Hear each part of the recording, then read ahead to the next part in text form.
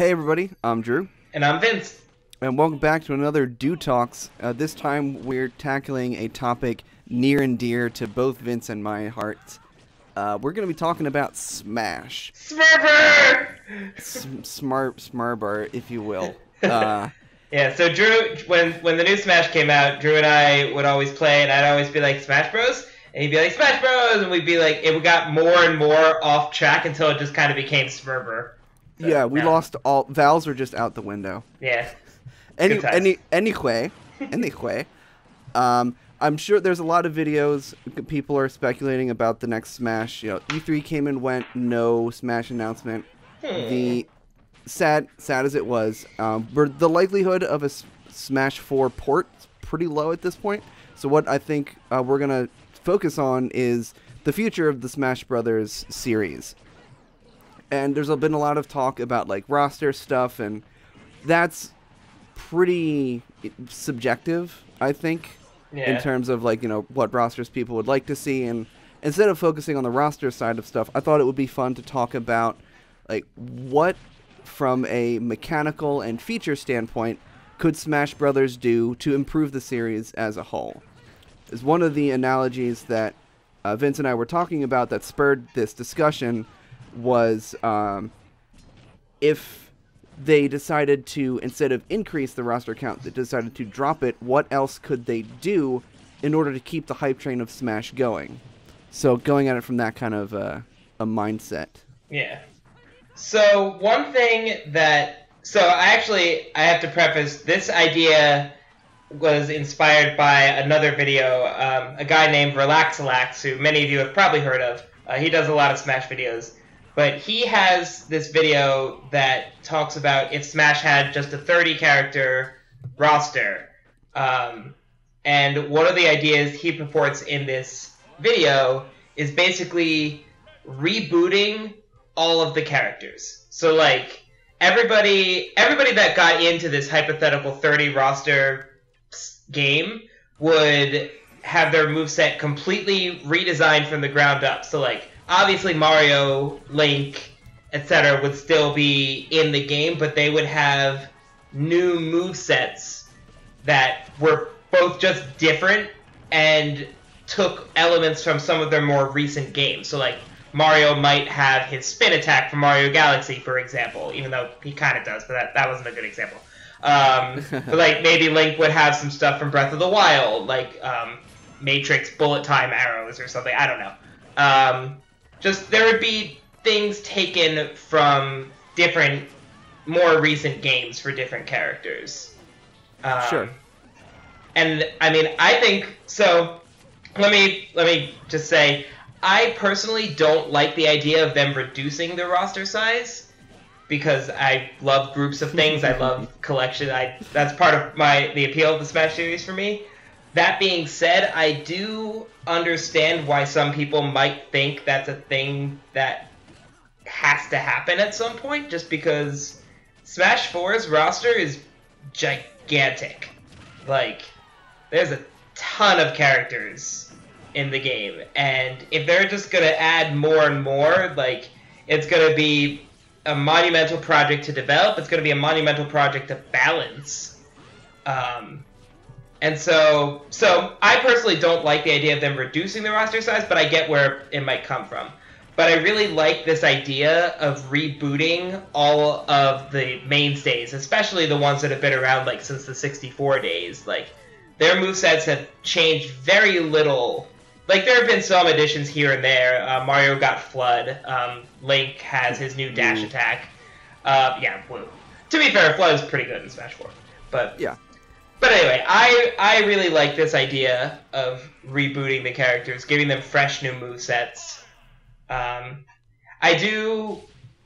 wish there was some way to, like, preserve the classic movesets as well as give them new movesets. Well, but... I mean, if the move customization feature were to make a return, you could have the OG moves as optional moves.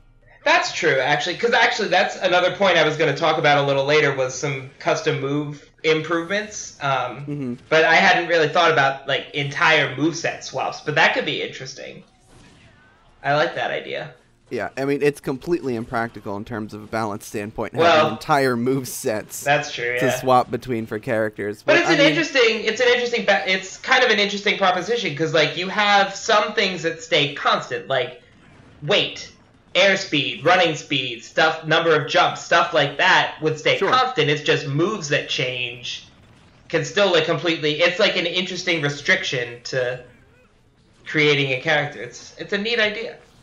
Yeah. Cool. Well, I guess along the lines of the complete character revamp, one thing that Vince and I were talking about that would be interesting to see is the idea of universal counters. That is, counters just being a core built-in mechanic into Smash Brothers. At this point, there are so many characters that have counters, it kind of lost its uniqueness to the Fire Emblem guys. Yeah. And it's such a different move in terms of just like the mindset you have to be in, and it really feels like it should just be its own mechanic. Yeah. And you can still have characters that have unique counters as is, like, Mario's cape could be his counter now.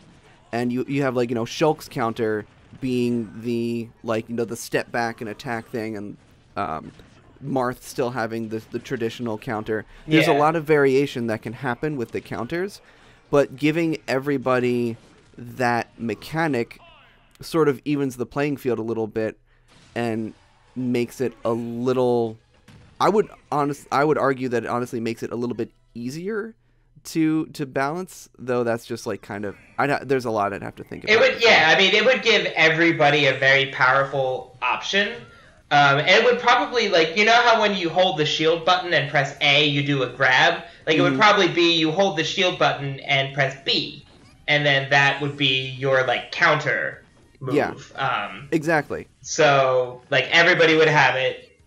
Yeah, everybody has shields, everybody has dodges, and now everybody would have counters. Yeah, and I don't think that there is a danger of this being making a move towards Smash being a very, like, defensive turtling kind of game, but, like, I really don't think that it would change up the meta that much, just because, like I said, like, shielding and dodging are already options, so you can totally turtle, and that's like one complaint that people kind of have with Smash 4 in general. Yeah, that's my biggest complaint with the game is shielding. Yeah, so I think, if missing a counter is highly punishable, if the pacing of the game is structured such that you don't really want to just turtle and wait for that counter opportunity, if they make it more of a utility in your tool belt instead of this, like, be all and end all, it's super powerful,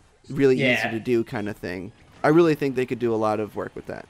Yeah, I think that's probably the single biggest change that I can think of from a mechanic standpoint that's even, like, possible without just changing the structure of the game. Like, I've got a couple more up my sleeve, don't you worry. Well, alright, I said that I can think of, so we haven't actually gone over... We've gone over some of these points together, but not all of them, so I'm excited to see these curveballs. Yeah. Well, if you had anything else to add. No, I think that point is pretty well covered. Well, I guess on the note of sort of shaking things up without completely adding new features, one thing that I would really like to see is a revamp of the Final Smash mechanic, and I think it would be pretty cool if they added a super gauge, like the same way that Street Fighter or Marvel vs. Capcom have it. And it would basically be like Cloud's limit break mechanic currently. Or like Little Max Power Meter. Yeah. Similar idea. Basically, where you deal damage, you take damage, your super meter fills, and when it's filled, you can activate your Final Smash. Interesting. I think that would be a really interesting way to incorporate the Final Smash mechanic into like tournament legal play, because I think Final Smashes are awesome. They're super fun to do. They're really awesome to watch. They're super flashy. They're just really, really cool. And I would like to be able to play with Final Smashes more often, but like I'm personally like I'm an items off kind of person. Yeah, me too. So sometimes I'll just throw in just Smash Balls, but even then, like, they show up in random places. It's random how much damage it takes to break them, etc., etc. Traditional, like, Sakurai randomness kind of thrown in there. So this would be a way of incorporating the Final Smash into, like, just more technical play. Yeah, I think that's a really interesting idea. I have two hesitations with it. My first hesitation is, especially in like 8-player Smash, being able to see all those meters would be really hard to do. Not impossible, it would just be like very small. It would probably be like along like horizontal underneath the character's name. But I mean, they have it for Little Mac, so it's not like a deal breaker. It's just it would be tricky.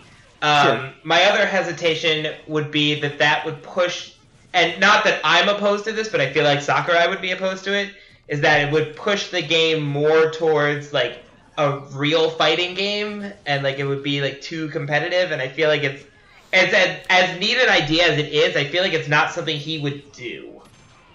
Sure. I mean, well, there's no guarantee that Sakurai will be the director of the next Smash that's Brothers. True, and that kind of segues into another point I wanted to talk about. Something that would be interesting for the next game, having someone else direct it. Mm-hmm. So obviously, I don't mean to like talk down about Sakurai because I love the man. He's made fantastic games, but I do think that some of his decisions regarding like single-player content, the custom moves in particular in this game were terrible to acquire. The philosophy, the grind on that. Yeah, the philosophy of like all hazards all the time, except for like this half-ass kind of competitive-ish mode. It was a step in the right direction, but it wasn't enough. But anyway, I would be very interested to see. I don't necessarily want Sakurai off the project, but I would be very interested to see somebody like co-direct with him, or like somebody else kind of, maybe they would be the director and he would be like an assistant or something, or I don't know what he would be exactly, but some sort of other role. I would like to see somebody else take their helm and just see what they do. Like, I think it would be a nice breath of fresh air to get a new perspective on the series. Yeah, exactly. Like, I love Sakurai's attention to detail. I think he's a fantastic director. He's really good at making really high quality, super polished games. Yes, absolutely. But like, it's been, when was the first Smash Brothers released? I want to say 99, 98 or 99, I think. Yeah. So it's been almost 20 years since Smash Brothers as a series started, and I think it would be really cool just to see what somebody new brings to the table. I think the series could really use a breath of fresh air. Yeah. I don't have anything to add to that because I already said my things. Yeah, that's fine. Well, I guess you kind of touched on the Omega stage mechanic thing, and I know this is something that we've both kind of talked about off camera, but it's a good segue into having stage hazards be toggleable. Oh my god, yes! That needs to fucking happen! Like, I love playing on stages that aren't just Final Destination. I like having like the platforms and the topography be a little bit different. I think that's like what makes Wily Castle. Yeah, like, well, Wily Castle is a really cool stage, except for the freaking Yellow Devil. Yes, obviously I wholeheartedly agree with this. Like, just literally, even if it was just like, I don't like the idea. So, okay, I should say, I like the idea of having bosses. Like, I think Brawl did it better in that, like, they were just, A, part of the story mode, and B, like, part of their own boss battle mode, but they weren't part of, like, the regular stages. And, like, I would be okay with them being part of the regular stages if you could turn them off, but you can't. Yeah. And I feel like they're like an entirely different thing besides like just the regular stage. Like stage hazards in general are one thing, and like some stages like just don't even work without the hazards. Like what is that stage? The orbital gate assault. Like what even would that be if you turned hazards off? Like I mean, it would have to just be like the first part of the stage, and then it just wouldn't transition. Or yeah, like that. I feel like it wouldn't work for every single stage. But if you had, there's like a toggle that's like hazards off, and then some stages just wouldn't be playable, and that's fine. Just like not every stage has an 8-player Smash version. Yes, exactly. So yes, obviously, Sakurai is really good for the most part about giving players options. Like there are, even since Melee, let alone Brawl, there have always been like lots of different. You can do time, you can do stock, you can do items, you can mess with the items at your will. You can change the random stage selection. You can play coin mode, stock mode, time mode. You can do all this different stuff. Change damage modifiers. Yeah. Handicaps and all that. There's so many different ways you can play Smash. Yeah, and that's fantastic. And yet it's just this glaring omission of this one thing. It's baffling. It's mind-boggling. Like just so that is definitely a thing that I want to see for sure. Speaking of, I kind of touched on the story mode. So one thing, this one's been talked about a lot, and it's not really, it's more of a feature than like a mechanic change, but I want an adventure mode again. Some kind of single player, like, so what I want something with the scale and size and cutscene and story of Subspace Emissary, but the gameplay and level design of Melee's adventure mode. That being like, instead of just this generic neutral territory that's just like Smash World, I want to see us go to the Mushroom Kingdom. I want to see us go to Hyrule. I want to see us go to Kanto. I want to see us go to DK Island. I want to see us go to all the different environments of the actual characters and crisscross around and mix and match and have a full-fledged story in all the different Nintendo worlds with all the different Nintendo enemies. Someone's been playing a lot of Kingdom Hearts lately. Well, that is true. But I want that. I want that really bad. Yes. If, completely removing the constraints of, like, time and money. Sure, obviously, that, yeah. I think that would be really cool to see, but, like, I almost have to say that almost belongs as its own game. Now, granted, it's a game that I would buy 7 times. But I think what you're describing, I think, goes beyond, like, just a story mode for a fighting game. That I agree with that, although I feel like Subspace Emissary kind of did too. I feel like it did and it didn't. I feel like it tried to. Well, it definitely went beyond, and then it kind of fell short because I think they were overreaching and weren't quite able to achieve on what they were trying to do. Yeah. But it's a shame because we'll probably never see another story mode like that because Sakurai was all like, oh, well, people uploaded the cutscenes to YouTube and that sucks. I wanted them to see them in the game, so I guess I just won't make cutscenes anymore. It's like, that's backwards. Like, that's... I mean, to be fair, they did make the newcomer trailers. They thought they were cool. It's like, I'm sorry, Sakurai. We live in the internet now. Like, that's gonna happen. Yeah. That doesn't mean don't make content. Like... Yeah. Make content, please! Yeah, like, I understand where he's coming from. And I do, too. I do.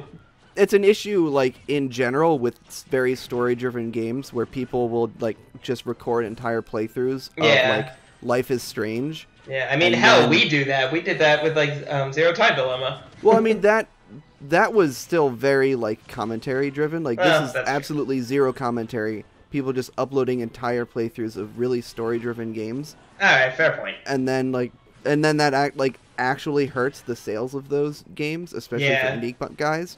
So like it is a bit of an issue. I mean, this is something that I don't think we really need to get into because it's got very off topic. Yeah, sorry. But like I get where Sakurai is coming from with that, but at the same time, like instead of just not doing it, maybe just put out a thing that's like, hey guys, if you really like Smash and you like the series and you want to help me preserve the integrity of the game, please don't do this. And you know, I think. Obviously not everybody, but yeah, Drew, you're cute. That's not gonna work. It's not going to work, but I feel like that. But it's a better strategy than just you know what? Nah. Yeah. Alas. Anyways, real adventure mode. Do it right. Make it cool. Do that thing. Yeah. I mean. Realistic or not, it would be very cool. Yeah. Alright.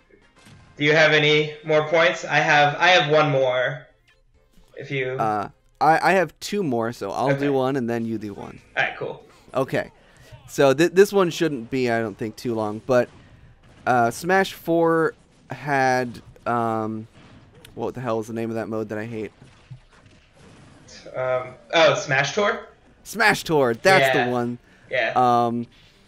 The actual like game at the end of that where you get to play with all of the different characters you collected is pretty cool. I think it would be awesome if you just made like a tag team or like character stock mode. Yes. Where every stock is a different character.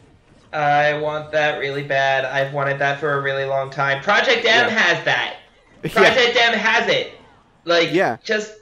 Does it? I haven't been on... I haven't actually played it, but it does have it. I haven't checked out Project M in such a long time. I know. I should. It's fun. Like, my Wii's not hooked up anymore. It's such a pain. Anyways. Yeah. Yeah. I mean, you have the technology. Yeah.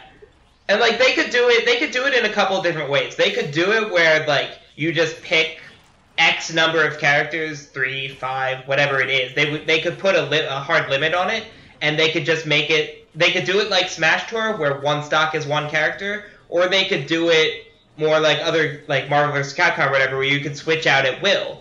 Either way, and I guess that's kind of similar to Pokemon Trainer, sort of. Except the damage would change with the character. But anyway, they could do it either way, or both ways. Give us both! We love options! They won't. Yeah. In terms of, like, feasibility, the second one brings up a lot more challenges in terms of development and balance and all that. So it's obviously honestly, doable. I wouldn't even worry too much about balance for a mode like this, because this wouldn't be like it could like be, trying to balance Smash Tour. Exactly. Or it's like trying to balance for coin mode. Like, it's not going to be used in a competitive way. It's just for fun. It's like Special Smash. Right, but balance doesn't have to necessarily be relegated to competitive play. Like, it's still but what I mean is, like, it's not fun. Sorry, go ahead. I was just saying, like, you need to make sure there are things that need to be done to make sure that the mode is fun. And I'm sure things would have to change. I just meant you don't have to balance an individual character's moves based on that mode. No, it doesn't have to. You don't have to change a character's moveset for that mode specifically. But you're right. You would have to make sure, like, the actual act of switching, like, can't be camped, for example, or like can't be spammed as another example, so that you just have iframes swapping in and out and in and out and in and out. Like, you would have to have some sort of restrictions. Sure, I mean, and you know, Marvel vs. Capcom is a great example on how to do that well. Right. But yeah, so I don't know which I would prefer. I guess I prefer the swapping in and out at will, because if you wanted to play one per stock, then you could just not switch. Yeah. So I guess anything that gives more options is what I prefer. Sure, I get that. Yeah. So I guess the last point I was gonna make, I kind of started touching on this earlier. Improving custom moves. Just as a rule, there's a lot of different things I feel like they could do to improve custom moves. The biggest one being unlock them by default, for the love of God. Don't make us grind. And if you are gonna make us grind, don't let us unlock the same move twice and then not be able to do anything. Oh my god. Anyway, that was the worst. That was awful. So unlock them by default is my first point. My second point is actually balance them. Smash 4's. So Smash 4's custom moves were a fantastic idea. I was really excited for them. And then they just weren't balanced. Between their not being easy to obtain and their lack of balance, nobody uses them. And that's really, really sad, because that is such a cool idea. I would love to see that. I would want to have them... So I want to have them unlocked by default, have them better balanced, and be able to be used online as well. Just that way I feel like... And it could be a separate mode. That's fine, that has them or doesn't. But one way or the other, it doesn't matter. But I would love to be able to actually use them. Another thing that could be cool is if you weren't just doing special moves as customs, but maybe like other moves as well. Like maybe like smash attacks could be customized, and it probably wouldn't be to like as large a degree. And this kind of what I guess that's the same kind of thing we touched on earlier with like the classic moveset versus the retooled moveset, being able to swap those out. Maybe you could mix and match. Maybe you could. It would just be all one or all the other. I don't know. But that could be really cool. And then the last point I had on this topic, which isn't quite custom moves, but it's kind of related. I think it'd be really cool to be able to remap moves. So, like, for example, if you have a character's back air, but you have difficulty pulling off back airs, you could remap that to their forward air. And it would be the same move. It would be the same direction, just the input would be different. So it's just a more in-depth custom controls option. Yeah, pretty much. Yeah, I mean, I could get behind... Like, that would wreak havoc on my brain, but I mean... Well, that's true, yeah. I'm just not going to use it then. Yeah, pretty much. It doesn't matter to me if someone else has the option to change up their controls. Like, what do I care? Yeah, exactly. All right, well, that's pretty much all I got. You want to bring us home with your last point? Before my actual last point, you said the Magic Online word. Oh, yes. And I remembered something. Just not like really it's this kind of like nitpicky thing at this point, but let me make a lobby and then also do matchmaking. I would like to play 2v2 online with Vince from 100 miles away, because that's where we live. Yeah, that would be nice. Just improving online in general, options wise. Like that is a specific one, but like let us play all the modes on all the stages with all the characters, including me's, with whoever we want. Like just do it. Right. I certainly understand that there are a lot of difficulties that come with that kind of thing, but like, you're Nintendo. Well, I believe in you guys. You're Nintendo, and it's 2017. Like, yes. Come on, man. You have games like Overwatch that are massively complicated and exclusively online, and all of these matchmaking features and different game modes and things. Like, we have the technology. Yeah. You can do better. I believe in this. This is me putting faith in you, Nintendo. I believe that you can do better. Prove me right. Yes. Anyways, so that's better online. Check. This one is, having just mentioned Overwatch, this is a pretty huge change, but also not a big one. And that is if Smash were more of a game as a service. If the next Smash were the last Smash Brothers that ever came out, and it were treated more like a League of Legends or an Overwatch type of game, where it's constantly being supported online and esports are like very promoted and prevalent. You have these ranked modes that you can play, and with eventually the idea of if you make it to the top of ranked, you can become like a pro player. And there's a base cost to the game, but they support the lengthy development cycle by having optional, I'm gonna say the taboo word, but microtransactions. No! But have them be purely cosmetic, like having some cool costumes and stuff that you can, or like taunts and stuff that you can unlock by playing the game, or you can spend real money, speed up the process, yada yada. Like, I know that's not people's like favorite monetization strategy, but A, it works. Look at Riot's revenue stream. It really works. And B, I think it provides a really great experience for everybody, including the people that don't play. Like, Overwatch is fantastically popular. It's a really well-made game. And you can spend like $20 and you buy the game, and then you have all of the characters that ever come out, all of the stages, all of the game modes, everything.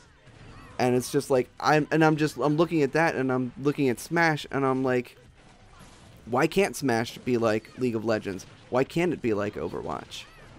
So that would be a really cool idea. It has a few wrinkles that I can think of off the top of my head. For one thing, I feel like the biggest wrinkle is the fact that Nintendo games aren't for PC. So, okay. All right, so go ahead. I will address that point in that I will give an example. Final Fantasy XIV Online it is a PC game, but it was also released for PS3. And they just recently discontinued support for the PS3 version. But they released a PS4 version that you could download if you had the PS3 version. So you can make the transition from generation to generation in the consoles within a single game's lifespan. And we are seeing more and more examples of that. And you can play with people across console generations during the time when they're both supported. But eventually, the older one gets dropped, the new one gets a patch, it gets a graphical update, you get an engine overhaul, that kind of thing. So it is a challenge. You are correct. It is something that they would have to overcome and handle well. But there are precedents for doing it, and it's not an impossible barrier. Yeah, I suppose that's true. All right. The other big wrinkle that's coming to mind is just like Smash. As much as it's a competitive game, it's really made for a very casual audience. And I feel like casual players aren't gonna understand. Like, maybe that's kind of not correct, but my instinct is just like some little kid or like some parent buying this for their kid is going to be like, wait, how do I do this? How do I have these characters? Or how do I download all this stuff? Why don't I have this? Why do I have to pay for that? Etc. I mean, I guess you do bring up an interesting point in that games with microtransactions and the game being rated E, I think, might be at opposition with each other a little bit. Yeah. But I mean, I don't see it being really all that complicated. I mean, I guess like Smash 4 has DLC that's paid. Yeah. Like you do have to. There are microtransactions. Yeah, there's an in-store shop that you can access, and yeah. Nintendo has all of these parental controls and things. So I think it's very doable to keep kids from accidentally spending their parents' money. Yeah, I mean that was a concern, but it wasn't my primary concern. I was more concerned with the complexity of it. Like, I mean, I don't know that it's any more complex than having features be locked through any other method. Like, there's a shop and you can unlock this thing with this currency, and you don't have this currency. Yeah, I suppose. So you earn the currency, and you can earn it in two ways: playing the game, or you can buy it. So they might not even ever see the microtransaction screen if they're just playing the game and earning the currency and buying stuff. All right, I suppose that's fair. I mean, I think that would be awesome. Having Smash, it would solve that roster problem that we talked about at the beginning of the video. In that, like for Smash 5, if they were starting over, they're gonna have a lot of trouble, I feel like, getting all of these characters back, especially like Cloud and Bayonetta and Ryu. Like, they're gonna have to renegotiate for all of those rights. Well, that is actually probably the biggest factor, is like licensing a character in one game that's going to be sold for X amount of time versus licensing a character essentially in perpetuity. Well, that's a little bit trickier to do. Well, actually, yeah, that's a good point. So that doesn't really solve that problem. It doesn't. Yeah, it doesn't bode as well for the third party stuff. But like, I feel like you could. These are surmountable obstacles. Yeah. Yeah, I mean, I would definitely be down for a Smash that was like constantly updated, given new content, new stages. I would be so hyped for Patch Tuesdays for a Smash Brothers game. Yes. And like, you know, having them do like a patch notes stream. Like I watched like Smite patch notes and stuff, and it's pretty cool. Just like seeing the evolution of a game like month by month and bi-weekly and stuff. It's a really good way of getting your audience like even more engaged with your game. And whenever you have them up, the developers up there, like, you know, we hear your comments, this character is OP, we're working on balancing them, we're gonna buff these other characters that are counters to them, etc., etc. It's like it makes you feel like you're really involved in the community and the developers are talking to you as a player. Yeah. And on that note, I'm gonna add one more point. Please, for the love of God, give us patch notes next game. Please. Oh yeah. Like any at all would be just primo. Just please. Yeah. Instead of letting the community like A/B test literally every freaking move. Yeah, like and just figure out what you changed. Just like, and that's another thing that I would love to see somebody besides Sakurai taking. Like Splatoon does that. Splatoon will give patch notes. Nintendo is clearly able and willing to do it. Just understand that Smash is a competitive game and that people care about it in a competitive sense. And if you're concerned about alienating the casual players, guess what? They don't need to read the patch notes. They don't give a crap. They're just gonna play. They're going to ignore the patch notes. Problem solved. Yeah, like just okay. Yeah. Yeah, well that I think that about wraps up everything that I wanted to talk about. Hope this hasn't been too long. Yeah, I think it's pretty good. It hit all the points I wanted to talk about too. So cool. Well, yeah. If any of you guys drop a comment down below. Tell us what you thought. If you have any counters to the points we made, or if you had any other ideas for things you'd like to see, definitely let me know. Yeah, we would love to hear them. I'd love to hear your thoughts. I'd love to talk about it more. Smash is something that is always on my mind. I'm always up for nerding. Yeah, always up for nerding out about Smash. Yup. Thanks for watching, everybody, and I'll catch you guys next time. See ya. Thanks for watching, everybody. Make sure to click that subscribe button to stay current on all things Duplo. If you really like us, why not support us on GameWisp? We've got lots of awesome rewards for our subscribers, including early access to our videos and exclusive content. Thanks. Catch you guys next time.